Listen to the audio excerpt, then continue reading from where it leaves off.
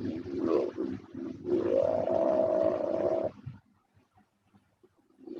terlihat? Sudah terlihat belum? Udah. Ya, oke. Ibu akan menjelaskan ya. Ini fokus PowerPoint-nya pada khusus PPKN, globalisasi. Pada subtema 4, globalisasi dan manfaatnya.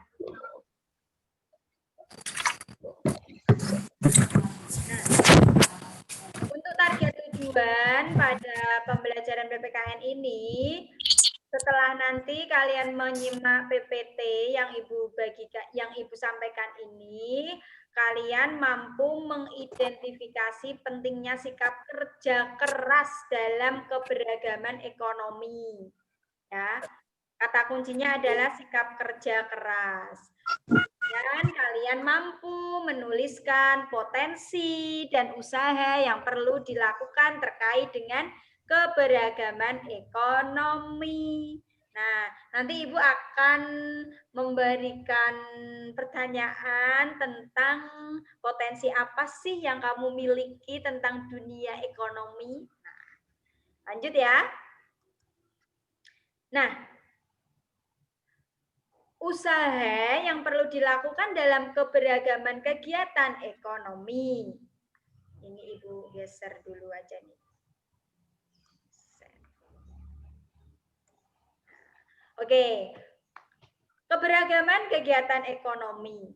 Keberagaman kegiatan ekonomi itu dapat disebabkan oleh potensi dan semangat kerja yang dimiliki oleh para pelakunya.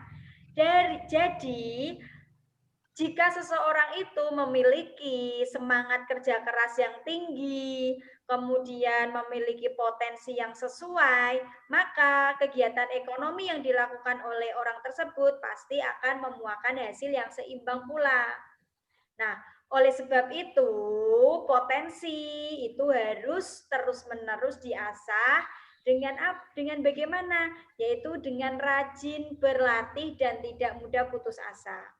Misalkan pada kasusnya ini, adakah kalian yang suka membuat origami atau hasil karya yang itu bernilai jual?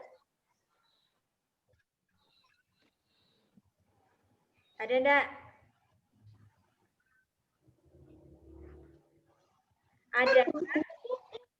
Adakah kalian yang memiliki misalkan, Bu, aku di rumah itu hobi membuat boneka-boneka dari benang. Bu, aku itu di rumah hobi saat ini adalah bercocok tanam. Nah, itu adalah sebenarnya potensi yang kalian miliki.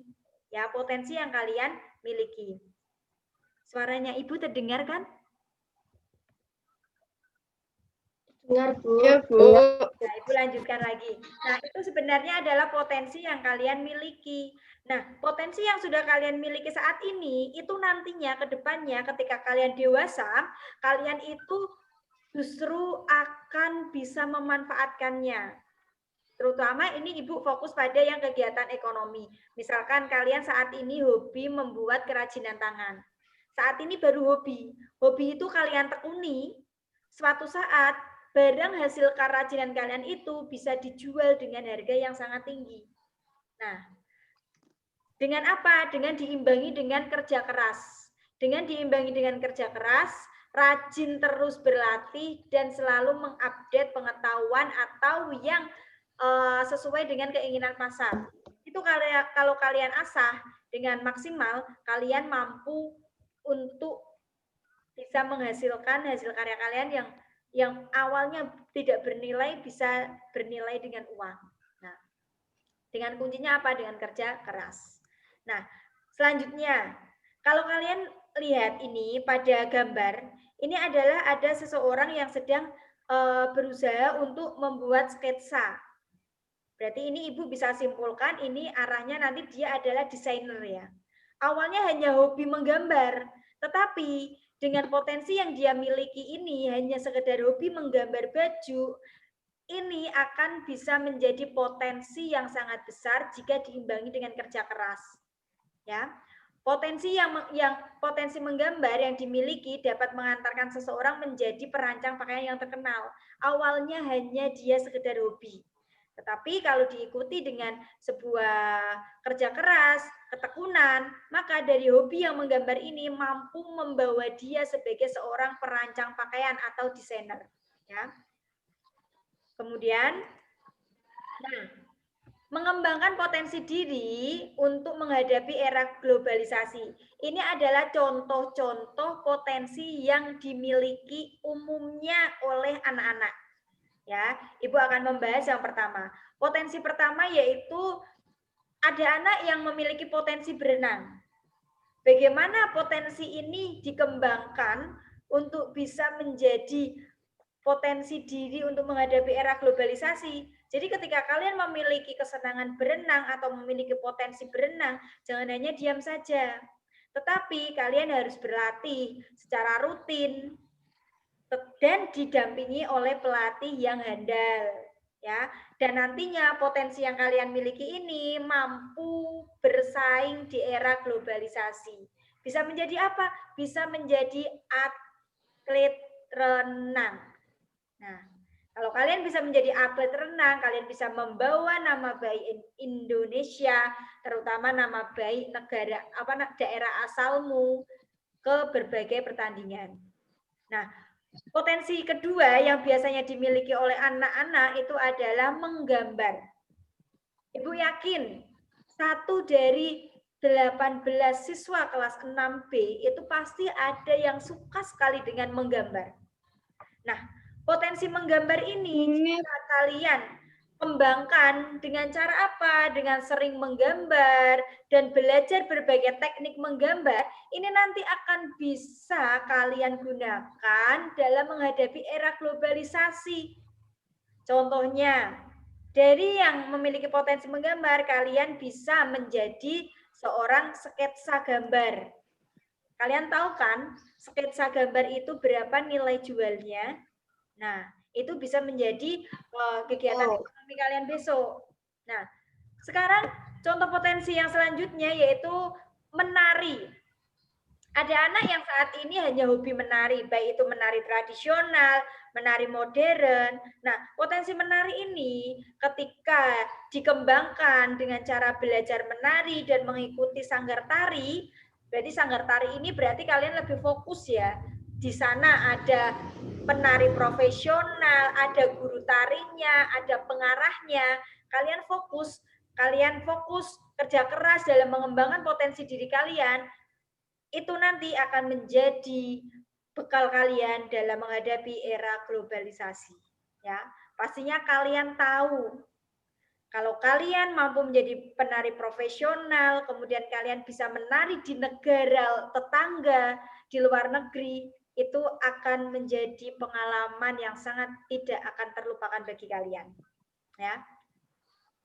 Kemudian bagi anak yang memiliki potensi menulis, menulis itu hal yang biasa, tetapi kalau dikembangkan dengan mengembangkan tulisan-tulisan itu dalam bentuk cerpen ataupun tulisan lainnya, itu nanti bisa kalian menjadi model hidup kalian di era globalisasi ini. Ingin menjadi seperti Najwa Shihab, kenal kan? Presenter Mata Najwa. Kenal. Nah, itu dari apa? Itu dari cara dia, awalnya dia seorang penulis. Kemudian dia dikembangkan potensinya, hingga akhirnya dia memiliki pengetahuan yang sangat super, hingga akhirnya dia menjadi seorang yang sangat terkenal sampai saat ini. Kemudian penulis-penulis lainnya. Kalian tahu penyair-penyair yang handal, tulisannya itu menjadi daya jual. Lebih sederhana lagi adalah penulis buku. Buku kalian, buku yang kalian bawa saat kalian belajar, itu kalau tidak ada penulis, awalnya tidak berawal dari hobi menulis, tidak akan ada yang namanya penulis. Nah, itu kemampuan-kemampuan, potensi-potensi yang kecil itu saat ini yang kalian bawa, yang suka hobinya menulis, itu kalian kembangkan. Itu nanti akan bisa menjadi pegangan kalian di era globalisasi nanti. Nah, kemudian ada anak yang hobinya membaca puisi. Itu merupakan salah satu potensi. Bu, sisa 7 menit, Bu. Tidak apa-apa, ya. Itu merupakan salah satu potensi. Bagaimana cara mengembangkannya? Kalian bisa mengembangkan dengan apa? Bisa mengikuti lomba-lomba puisi, ya. Dengan adanya lomba-lomba puisi itu, kalian bisa meningkatkan bagaimana cara yang baik dalam membaca puisi. Itu nantinya bisa juga bersaing di dunia global. Nah, itu adalah beberapa contoh potensi dan cara pengembangannya. Nah, kemudian, ini pertanyaan yang harus kalian cermati dan kalian tanyakan pada diri kalian sendiri. Potensi apa sih yang saat ini aku miliki?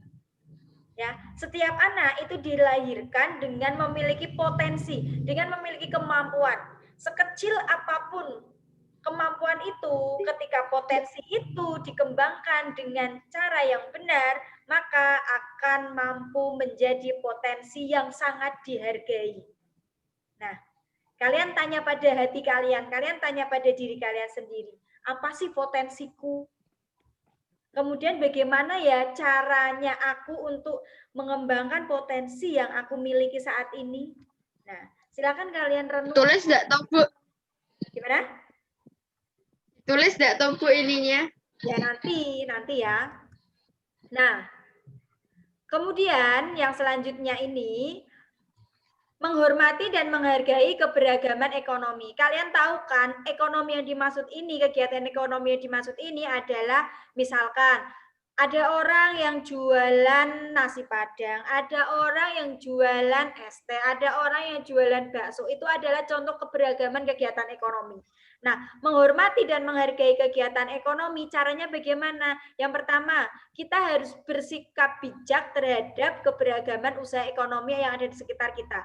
Bersikap bijak.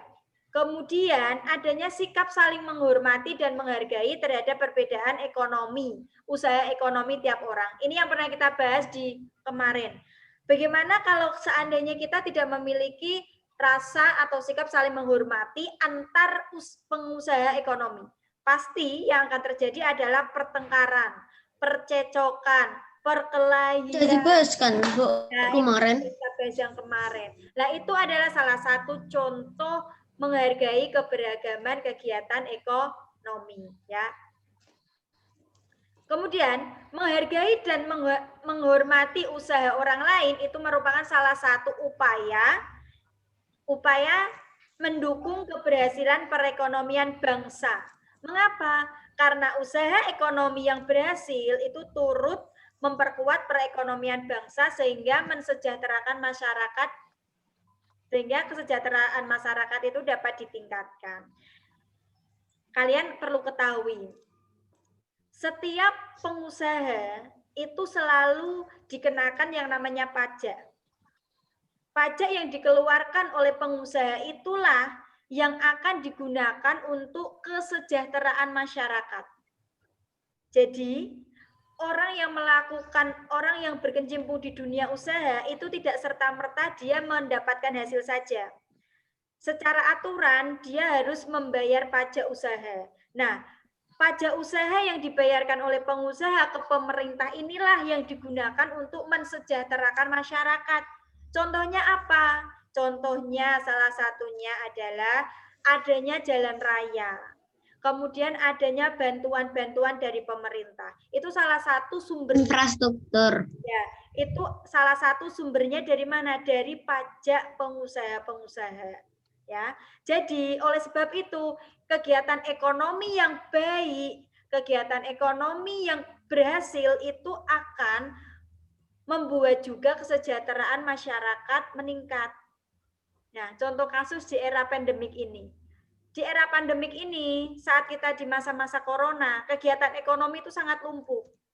Oleh sebab itu kan pemerintah selalu mengkampanyekan toh, kegiatan ekonomi baik, maka kesejahteraan masyarakat meningkat. Ini memang benar-benar terjadi, Cah. Ya.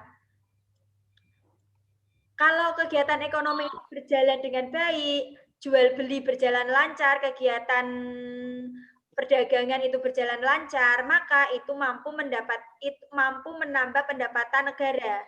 Dengan adanya penambahan pendapatan negara yang normal, maka uang yang didapat negara itu akan dikembalikan lagi ke masyarakat dalam bentuk kesejahteraan.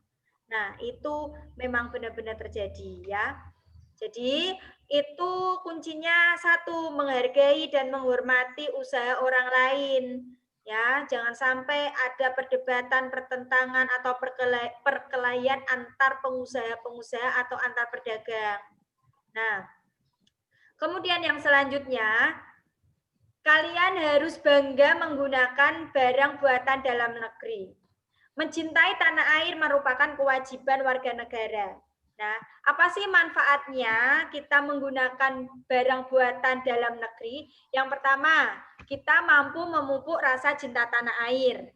Yang kedua, mampu memajukan industri produsen dalam negeri. Yang ketiga, mampu meningkatkan kesejahteraan masyarakat. Dan yang terakhir, mendorong perkembangan pembangunan nasional dalam bidang ekonomi. Ya, oleh sebab itu cintailah produk dalam negeri. Dengan kalian membeli produk dalam negeri, maka kalian mampu membuat perekonomian, mampu membuat kesejahteraan dalam negeri juga. Oke, anak-anak? Ya. Oke, itu penjelasan tentang IPS. Tugas IPS kalian sangat simpel. PPKN, Bang, Bu. PPKN. Ya, PPKN. Tugas PPKN kalian sangat simpel, yaitu kalian mencari potensi diri kalian. Ya, potensi diri kalian apa? Nggak tahu. Kalian cari bagaimana cara pengembangan potensi yang kalian lakukan. Ya, nanti Ibu kirim instruksi tugasnya di GC. Oke, ada pertanyaan untuk pertemuan kita hari ini? Itu nggak tahu. Ada, Bu. Tidak ada?